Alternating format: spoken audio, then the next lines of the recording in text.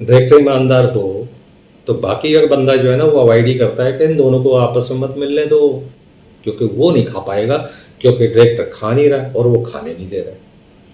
तो मेरे वाले केस में ये बात थी, मैं था ईमानदार, मैं तो खाने नहीं देता, जो चीज़ है वो ही है भाई। तो उस चक्कर में उसने मिलने नहीं दिया, और वो बड़ा स्मार्ट था और खा भी गया, बहुत सारा पैसा खा गया उसका। तो होता है ऐसा। तो बजट बहुत ज़रूरी चीज़ है, बजट को जो है ब्लैक एंड वाइट में लीजिए पहले, बगैर बजट फाइनल हुए आप कोई भी काम शुरू मत कीजिए।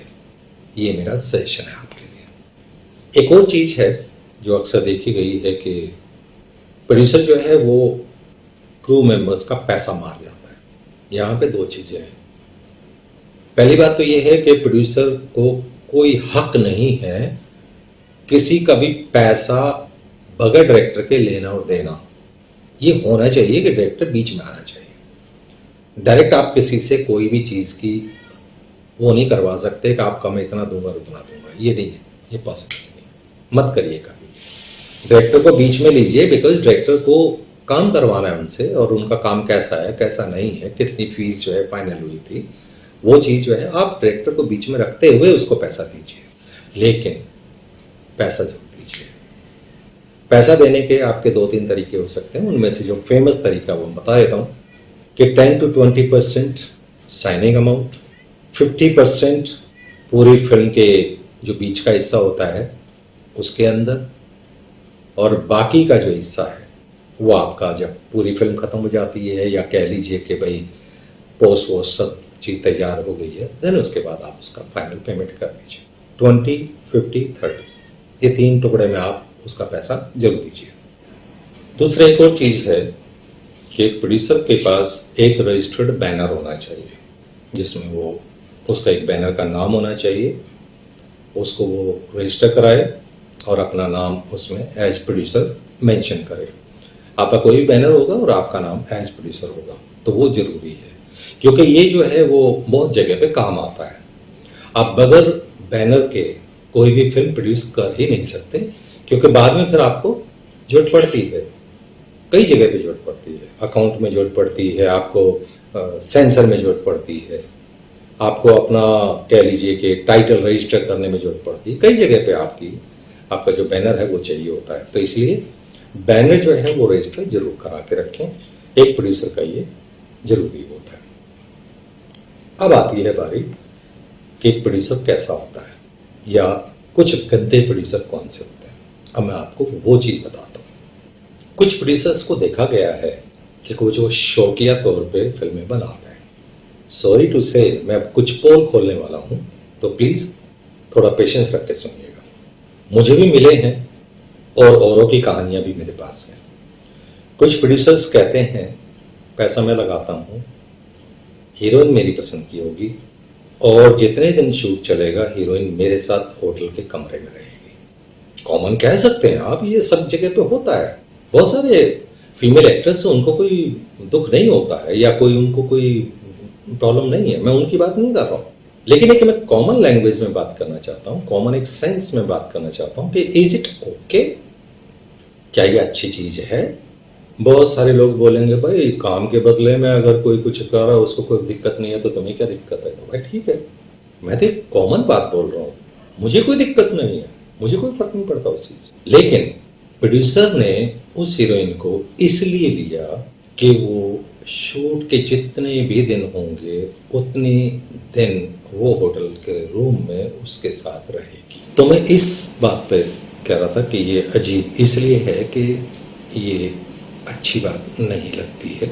और दूसरा ऐसा ये है कि भाई मैं ये नहीं कहता कि भाई उसको अगर कोई तकलीफ़ नहीं है या उसको कोई मतलब नहीं है तो आपको क्यों तकलीफ़ हो रही है, तो कोई बात नहीं, मुझे क्या तकलीफ़ हो रही है। गंदापन है तो गंदापन है, मैं तो मेरा तो खाली मकसद उसमें सच बोलना है, किसी को रोकना नहीं है। रोकने वाले रुकते रहे, मुझे उससे क्या दिक्कत है। उनके पेरेंट्स हैं, उनके भाई हैं, उनकी बहनें हैं, उनके रिश्तेदार हैं, वो रोकेंगे।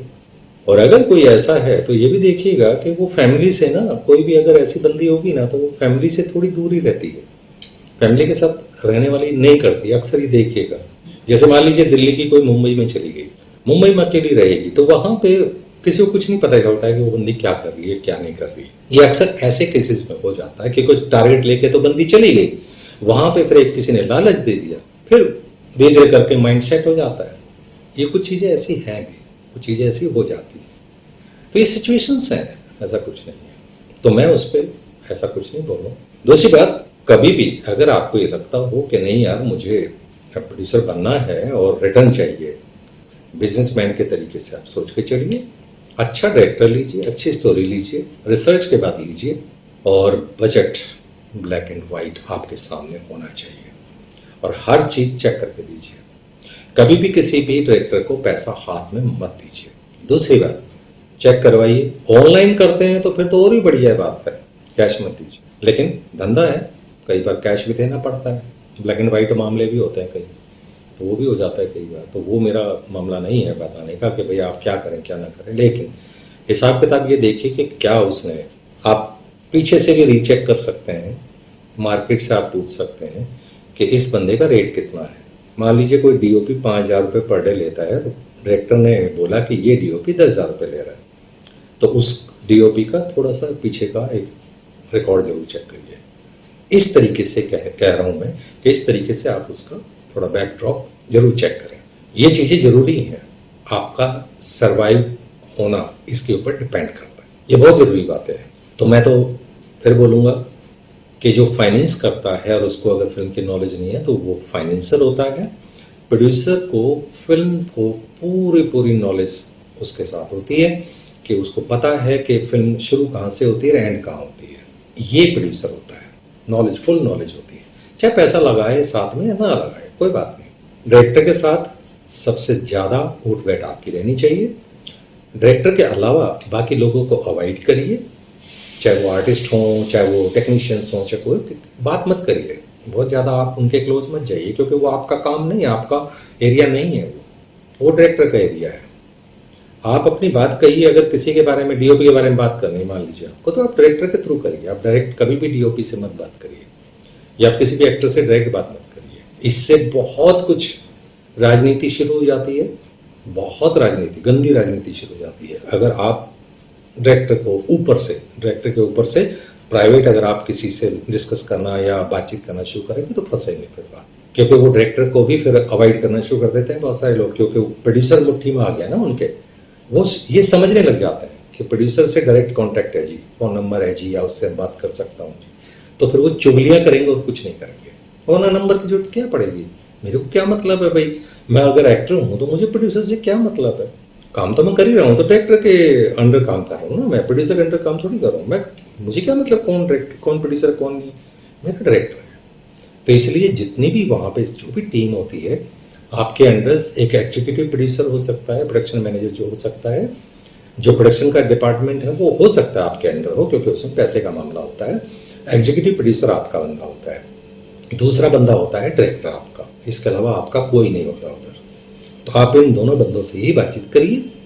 और सबसे अच्छी बात है, मान लीजिए आप सुबह गए हैं, आपने पूजा करवाई, मुहूर्त करवाया, या आपने शुरुआत करवाई, शाम को एक बार आके जरूर एक हेलो हाय कर लीजिए, भाई ठीक ठाक रहा, सब कुछ ठीक ठाक रहा, नहीं रहा, अदरवाइज आपका सेट पे कोई काम नहीं है, एग्जीक्यूटिव प्रोड्यूसर करवा रहा है, या एग्जीक्यूटिव प्रोड्यूसर से आप डेली रिपोर्ट लीजिए, क्योंकि वो तो वैसे भी देगा ही, तो इसलिए आपका सेट पे रहना जरूरी नहीं है। और प्लीज़ कुछ चीज़ों को, जो गंदी चीज़ें हैं, उसको सोच के अगर आप फिल्म बनाएंगे तो आप समझ के चलिए, अगर एक डायरेक्टर को पता चल जाए कि प्रोड्यूसर लड़की के चक्कर में है, प्रोड्यूसर का मामला फिल्म पे नहीं है, लड़की की तरफ है, तो वो भी बिगड़ेगा, पूरा काम बिगड़ेगा, और वो आपको खींच देगा। फिर आप घर में बैठिए, कर्जा आपके ऊपर हो जाएगा, पैसा लुट जाएगा, क्योंकि वो भी पैसा खाएगा, क्योंकि आपकी एक नेगेटिव चीज़ डायरेक्टर के पास आ गई है, और वो भी ये समझ गया है कि बेटा इसको तो फिर मैं काबू कर सकता हूँ। और दूसरे, अगर प्रोड्यूसर सबके सामने अगर कोई गंदी हरकत करता है, या डायरेक्टर कोई गंदी हरकत करता है, तो सारी टीम भी गंदी हरकत करती है। तो आप कुछ भी, अपनी कोई भी एक ऐसी तस्वीर जो गंदी वाली तस्वीर है, वो कभी भी किसी भी, चाहे वो स्पोर्ट बॉय हो चाहे डायरेक्टर हो, उनके सामने आप अपनी गंदी तस्वीर मत दिखाइए। पर्सनल तौर पे आप जो कुछ करना चाहें करिए, लेकिन एक वो होता है कि भाई क्योंकि वो हीरोइन है, तो हीरोइन ने अगर प्रोड्यूसर के साथ सांठ गांठ कर ली, तो वो फिर एक होता है ना, राजा की रानी बन गई, और डायरेक्टर जो है वो राजकुमार हो गया समझो, छोटा नीचे था, तो फिर वो घास ही डालती है डायरेक्टर को। और डायरेक्टर का मकसद होता है एक्ट्रेस से काम निकलवाना, तो फिर वो नहीं निकालेगी। मेरा अनुभव रहा है ऐसा। 22 या 23 दिन जो है वो हीरोइन जो है वो होटल में रही प्रोड्यूसर के पास। लेट आने लगे लोग, हम वहाँ वेट कर रहे हैं, 2-2 3-3 घंटे हो जाते थे वेट करके सेट पे। हीरोइन आ रही है फुर्सत में, उसको डांट दिया तो फिर वो प्रोड्यूसर को बोल रही है कि मेरे को डायरेक्टर ने डांट दिया। हक बनता है डायरेक्टर का डांटना भाई। लेकिन प्रोड्यूसर अब जो खुद ये बोल दे कि भाई देखो क्या है, कोई बात नहीं ना, देर से शुरू कर लो। अब आप सोचिए हम लोग कितने हार्ड वर्किंग लोग होते हैं। हम सुबह 7 बजे कैमरा रोल करने वाले लोग होते हैं, आप 12 बजे कैमरा रोल करवाएंगे, हमारी आदत बिगड़ेगी, प्रोफेशनलिज्म खत्म हो जाता है हमारा एक तरीका है काम करने का। प्रोड्यूसर के हिसाब से थोड़ी घरेलू बात थोड़ी है यार, ये तो एक हमारा एक फिल्म इंडस्ट्री का एक तरीका है काम करने का, तो हमें उस तरीके से काम करना है ना भाई। प्रोड्यूसर्स को राय देता हूँ गंदे काम मत करिए। नए प्रोड्यूसर्स जो बनना चाहते हैं, नए से पहले एक्सपीरियंस आप ले लीजिए, किसी जान पहचान के साथ काम करिए, को प्रोड्यूसर बन के किसी के साथ काम करिए, एक्सपीरियंस ले लीजिए, तब आप प्रोड्यूसर बन के आइए। सबसे पहले आपके पास पैसा पड़ा है तो आप सोचे चलो यार फिल्म बनाते हैं, नेचुरली आप ऐसे डायरेक्टर को ढूंढेंगे। और मैंने कहा 100 में से अगर 95 डायरेक्टर जो हैं वो पैसा खाऊ हैं, तो आप तो वैसे ही लुटने वाले हैं, आप सोच के चलिएगा। रेयर केसेस में आपको अच्छे डायरेक्टर मिलते हैं, और डायरेक्टर ही सबको लेगा, क्योंकि फिर आज़ाद है, फिर तो उसकी गुंडी चलती है, उसकी ताकत है, फिर तो वो हर चीज़ में आपको लूट खाएगा। और फिल्म तो हो सकता है डब्बे में ही बंद हो जाए। मुझे 90% चांस ये लगता है मोस्ट प्रॉब्ली फिल्में, ऐसी फिल्में बनती नहीं है, कभी भी आगे नहीं पहुंचती हैं, क्योंकि पैसा जो है वो प्रोड्यूसर का खाली हो चुका होता है, पोस्ट में भी नहीं जाती, कई बार डबिंग नहीं हो पाती, म्यूजिक नहीं हो पाता है, जो भी कुछ है वो ख़त्म हो चुकी होती है। तो ये बहुत सारी चीज़ें हैं।